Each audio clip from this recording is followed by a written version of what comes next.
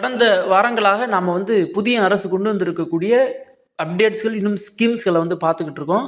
அந்த அடிப்படையில் இன்றைக்கி நாம் பார்க்கக்கூடிய ஸ்கீம்ஸ் இன்னும் அப்டேட்ஸ் என்ன அப்படின்னா, புதிதாக வந்திருக்கக்கூடிய அரசு எல்லாருக்கும் மகளிர் உரிமை தொகை கொடுக்கக்கூடிய 2500 ரூபாய் ஃபார்மை பற்றி தான் இந்த ஒரு காணொலியில் நாம் பார்க்க போகிறோம். இந்த ஒரு காணொலி எதுக்கானது அப்படின்னா, கடந்த நாட்களாக இன்னும் கடந்த வருடங்களாக நம்ம மாதம் மாதம் மகளிர் உரிமை தொகை 1000 ரூபாய் பணம் வாங்கிக்கிட்டு இருந்தோம். இப்போ புதிதாக வந்திருக்கக்கூடிய அரசு என்ன பண்ணுறாங்கன்னா, 2500 ரூபாய் நாங்கள் தருவோம். ஒவ்வொரு மகளிர்களுக்கும் ஒவ்வொரு பெண்களுக்கும் நாங்கள் 2500 ரூபா தருவோம் அப்படிங்கிற மாதிரி சொல்லியிருக்காங்க. அந்த ஃபார்மை எப்படி ஃபில்லப் பண்ணணும், அந்த ஃபார்மை எங்கே வாங்கணும் அப்படிங்கிற டீட்டெயில்ஸை இந்த ஒரு காணொலியில் நாம் தெரிந்து கொள்வோம். இன்னும் இந்த ஒரு ஃபார்மை யார் ஃபில்லப் பண்ண வேண்டும் அப்படின்னா, நாங்கள் 1000 ரூபாய் மாதம் மாதம் வாங்கிக்கிட்டு இருக்கோம், நாங்களும் ஃபில்லப் பண்ணணுமா, அல்லது புதிதாக வந்திருக்கக்கூடியவங்க தான் இந்த ஃபார்மை ஃபில்லப் பண்ணி கொடுக்கணுமா அப்படின்னு கேட்டால் எல்லாருமே ஃபில்லப் பண்ணி கொடுக்கணும். பணம் வாங்கினவங்க இன்னும் வாங்காதவங்க இப்படி எல்லாருமே இந்த 2500 ரூபாய் பெற வேண்டும் அப்படின்னா இந்த ஃபார்மை ஃபில்லப் பண்ணி கொடுத்தா மட்டும்தான் நமக்கு 2500 ரூபாய் மகளிர் உரிமை தொகை பணம் மாதம் மாதம் 15ஆம் தேதி நம்மளுடைய பேங்கிற்கு கிரெடிட் ஆகும். அப்படி இந்த ஃபார்மை ஃபில்லப் பண்ண வேண்டும் அப்படின்னா யார் யார் எலிஜிபிள் அப்படின்னா, இந்த 5 விஷயங்களும் இருக்க வேண்டும். முதலாவதாக நம்மளுடைய ஆதார் கார்டு, அதுக்கப்புறம் நம்மளுடைய ரேஷன் கார்டு, அதுக்கப்புறம் நம்மளுடைய வீட்டில் கட்டக்கூடிய இபி பில்லு, அதுக்கப்புறம் நம்மளுடைய பேங்குடைய பாஸ்புக், நம்ம எந்த பேங்க் வச்சுருக்கோமோ அந்த பேங்கினுடைய பாஸ்புக்கு, 5ஆவதாக நம்மளுடைய ஓட்டர் ஐடி. இந்த 5 விஷயங்கள் வச்சு தான் இந்த ஃபார்மை ஃபில்லப் பண்ண முடியும். இப்போ வாங்க இந்த ஃபார்மை ஃபில்லப் பண்ணலாம். இந்த ஃபார்மை மட்டும் ஃபில்லப் பண்ணி கொடுத்துட்டோம்னா அடுத்த மாதத்துலேருந்து, இப்போ இந்த மாதம் நமக்கு 1000 ரூபாய் வந்திருக்கும். இது எந்த கணக்கில் போட்டு வச்சாங்க அப்படின்னா, முன்னாடி இருந்த கவர்மெண்ட் ஒரு ஆர்டரு பேஸ் பண்ணியிருந்தாங்க. 1000 ரூபாய் நாங்கள் மாதம் மாதம் மகளிர் உரிமை தொகை கொடுப்போம் அப்படின்னு. அந்த ஆர்டர் தான் இப்போ நமக்கு வந்திருக்குது. இப்போ புதிதாக வந்திருக்கக்கூடிய அரசு என்ன பண்ண போகிறாங்கன்னா, வரக்கூடிய மாதத்திலிருந்து 2500 ரூபா போடுவோம் இந்த ஃபார்மை ஃபில்லப் பண்ணி கொடுத்தா அப்படிங்கிற மாதிரி ஒரு கோரிக்கையை சொல்லியிருக்கிறாங்க. இன்னும் இந்த ஒரு ஃபார்மை ஃபில்லப் பண்ணுவதற்கு இந்த 5 விஷயங்களும் வேணும். வாங்க எப்படி ஃபில்லப் பண்ணலாம் அப்படின்னு பார்க்கலாம். முதலாவதாக நம்மளுடைய ஆதார் எண்ணை நம்ம இங்கே சப்மிட் பண்ணணும். நம்மளுடைய ஆதார் நம்பர் இருக்கும். அந்த ஆதார் நம்பரை முதல்ல நாம் இந்த பாக்ஸில் ஒன்று ஒன்றா எழுதிடணும். ரெண்டாவது நம்மளுடைய பெயர், அந்த மகளிர் உரிமை தொகை பணம் வாங்குவாங்கள்ல அவர்களினுடைய பெயரை போடணும். மூணாவது அவர்களினுடைய ரேஷன் கார்டில் ஒரு நம்பர் இருக்கும். அந்த நம்பரை இந்த இடத்துல நம்ம பேஸ்ட் பண்ணணும். அடுத்து திருமண நிலை, நம்ம திருமணம் ஆனவங்களா, திருமணம் ஆகாதவங்களா, அல்லது திருமணமாகி டிவோர்ஸ் ஆனவங்களா, அல்லது திருமணமே ஆகாமல் இருக்கவங்களா அப்படிங்கிற டீட்டெயில்ஸ் கேட்குறாங்க. எந்த நிலையில் இருக்கீங்களோ அந்த இதை நீங்கள் டிக் பண்ணிடுங்க. அடுத்து நம்மளுடைய தொலைபேசி எண், நம்மளுடைய ஃபோன் நம்பர் அது எப்படின்னா, இந்த 5 விஷயங்களிலேயுமே இணைத்திருக்கக்கூடிய நம்பரை தான் இங்கே நம்ம போடணும்.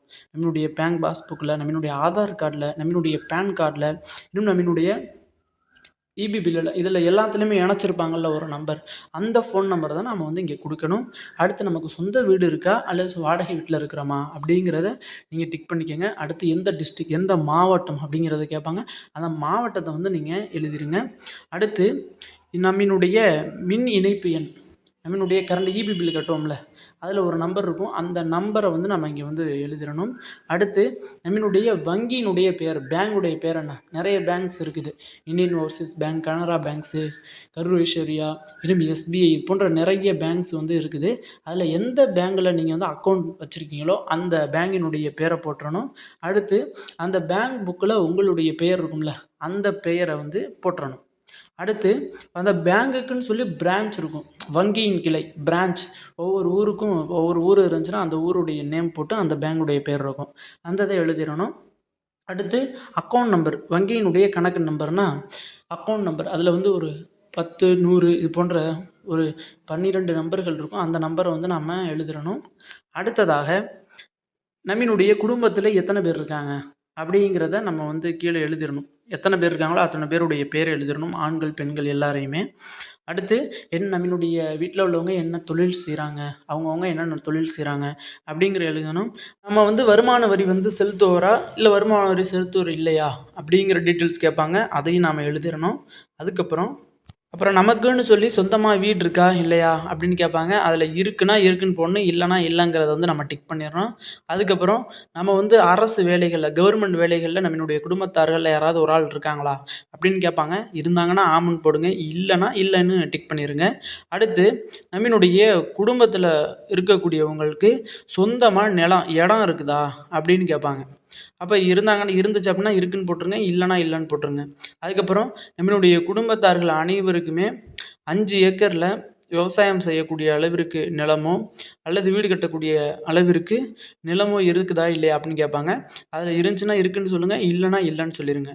அதுக்கப்புறம் நம்மளுடைய குடும்பத்தார்களில் இருக்கக்கூடியவங்க காரு, ஜீப்பு, இன்னும் டிராக்டரு, இன்னும் கனரக வாகனங்களை வச்சுருக்காங்களா இல்லையா அப்படின்னு கேட்பாங்க. இருக்குன்னா இருக்குன்னு சொல்லுங்கள், இல்லைனா இல்லைன்னு டிக் பண்ணிடுங்க. இவ்வளோ தான் ஃபார்மினுடைய விஷயமே. இது எல்லாத்தையுமே நீங்கள் எழுதி முடிச்சுட்டு அடுத்த ஒரு உறுதிமொழி இருக்கும். அந்த உறுதிமொழியை வந்து படித்து பாருங்கள். படித்து பார்த்துட்டு அதுக்கப்புறம் கீழே வந்து உங்களுடைய சைன் வந்து போட சொல்லுவாங்க. அந்த சைனை போட்டு ஃபார்மை கொடுத்துட்டோம் அப்படின்னா அடுத்த மாதத்திலிருந்து நமக்கு ரூ. 2500 பணம் வந்து வர ஆரம்பிச்சிடும். அந்த உறுதிமொழி என்ன அப்படிங்கிறதையும் நம்ம வந்து பார்த்துடலாம். அதில் படித்து காட்டுறேன் பாருங்கள். மகளிர் உரிமை தொகையை பெற எனது ஆதார் எண், இன்னும் பயோமெட்ரிக் அல்லது ஒருமுறை கடவுச்சொல் ஓடிபி தரவை ஆதார் அடிப்படையிலான சரிபார்ப்புக்காக வழங்க நான் இதன் மூலம் ஒப்புக்கொள்கிறேன் அப்படிங்கிறத போட்டிருக்காங்க. 2வதாக எனது குடும்பத்தின் ஆண்டு வருமானம் 2.5 லட்சத்திற்கு மேல் இல்லை. இன்னும் 3வதாக எனது குடும்ப உறுப்பினர்கள் எவரும் ஆண்டு வருமானம் ரூபாய் 2.5 லட்சத்திற்கு மேல் ஈட்டி வருமான வரி கணக்கு தாக்கல் செய்பவர்கள் மற்றும் வருமான வரி செலுத்துபவர்கள் அல்ல.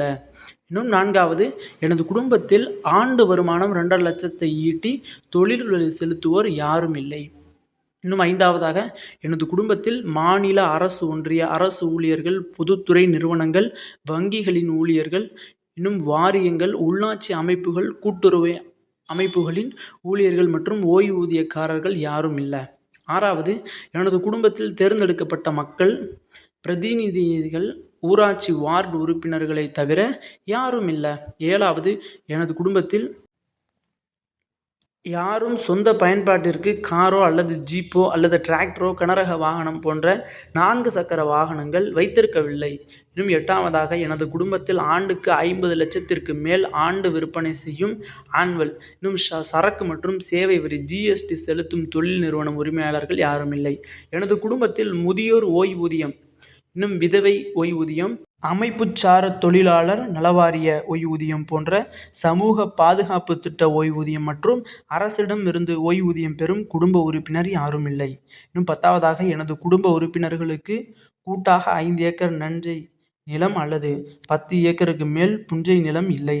விண்ணப்பத்தில் என்னால் வழங்கப்பட்டுள்ள தகவல் அனைத்தும் உண்மை. தவறான தகவல்களை மகளிர் உரிமை தொகையை பெற்றதும் கண்டறியப்பட்டால் உரிய சட்ட நடவடிக்கை எடுக்க வேண்டும் என்று நான் கூறுகிறேன் அப்படிங்கிறதான் இந்த உறுதிமொழி. இதை நம்ம படித்து பார்த்துட்டு கீழே வந்து நம்மளுடைய சைனை போட்டு நம்ம கொடுத்துட்டோம் அப்படின்னா வரக்கூடிய மாதங்கள்லேருந்து நமக்கு 15ஆம் தேதி ரூ. 2500 புதிதாக வந்திருக்கக்கூடிய அரசு வந்து நம்மளுடைய பேங்க்கே வந்து டெபாசிட் பண்ணிடுவாங்க. இன்னும் இது போன்ற கவர்மெண்ட் ரீதியாக வரக்கூடிய ஸ்கீம்ஸ்கள், இன்னும் அப்டேட்ஸ்களை தெளிவான முறையில் உடனுக்குடன் தெரிந்து கொள்ள நம்மளுடைய சேனலை சப்ஸ்கிரைப் செய்து கொள்ளுங்கள்.